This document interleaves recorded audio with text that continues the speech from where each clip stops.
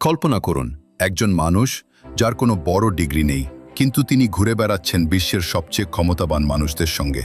Private jet, বিলাসবহুল দ্বীপ আর গোপন পার্টি, সবকিছুর কেন্দ্রবিন্দুতে একজনই, তিনি হলেন জেফ্রি এপস্টিন। পার্ট 1। কে ছিলেন এপস্টিন? জেফ্রি এপস্টিন নিজেকে একজন ফাইন্যান্স এক্সপার্ট হিসেবে পরিচয় দিতেন। তিনি ধনী ব্যক্তিদের অর্থ ব্যবস্থাপনা করতেন এবং খুব দ্রুতই নিউ ইয়র্কের এলিট সমাজে নিজের জায়গা করে নেন। কিন্তু তার আসল ক্ষমতা ছিল সংযোগ। রাজনীতিবিদ, ব্যবসায়ী, বিজ্ঞানী সবাই ছিল তার বন্ধু তালিকায়। তার প্রাইভেট জেট ললিতা এক্সপ্রেস নিয়েও অনেক বিতর্ক রয়েছে, যেখানে অনেক প্রভাবশালী ব্যক্তি ভ্রমণ করেছেন বলে অভিযোগ উঠে। পার্ট 2। অন্ধকার সত্য। এপস্টিনের বিরুদ্ধে সবচেয়ে বড় অভিযোগ অপ্রাপ্তবয়স্ক মেয়েদের যৌন নির্যাতন এবং একটি সংগঠিত নেটওয়ার্ক পরিচালনা করা। এই নেটওয়ার্কে গুরুত্বপূর্ণ ভূমিকা পালন করতেন গিজলেইন ম্যাক্সওয়েল।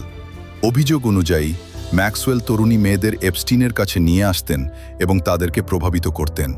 এটি ছিল শুধু একজন ব্যক্তির অপরাধ নয়, বরং একটি সুসংগঠিত এবং দীর্ঘদিন ধরে চলা অপারেশন। পার্ট 3। এপস্টিন ফাইলস আসলে কি? এপস্টিন ফাইলস বলতে বোঝানো হয় আদালতের নথি, সাক্ষ্য, ইমেল, ফ্লাইট লগ এবং অন্যান্য গোপন ডকুমেন্ট। এই ফাইলগুলোতে এমন কিছু নাম উঠে এসেছে যা পুরো বিশ্বকে নাড়িয়ে দিয়েছে। এর মধ্যে অন্যতম আলোচিত নাম প্রিন্স অ্যান্ড্রু। তাকে নিয়ে অভিযোগ ওঠে যে তিনি এপস্টিনের সঙ্গে যুক্ত ছিলেন এবং বিতর্কে জড়িয়ে পড়েন।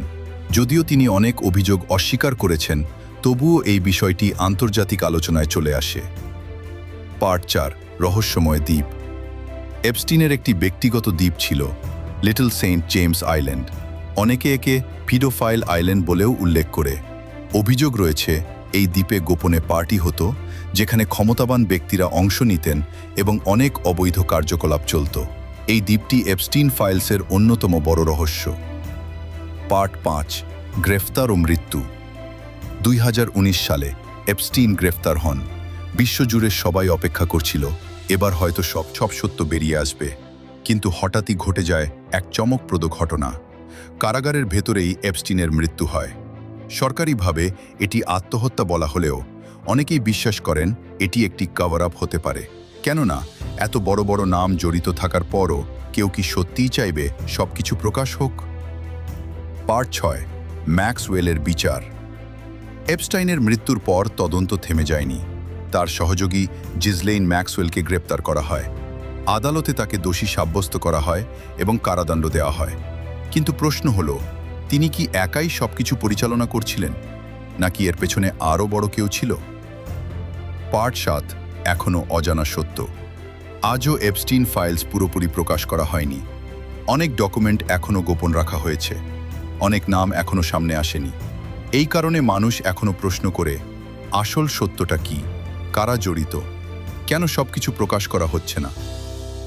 শেষ অংশ।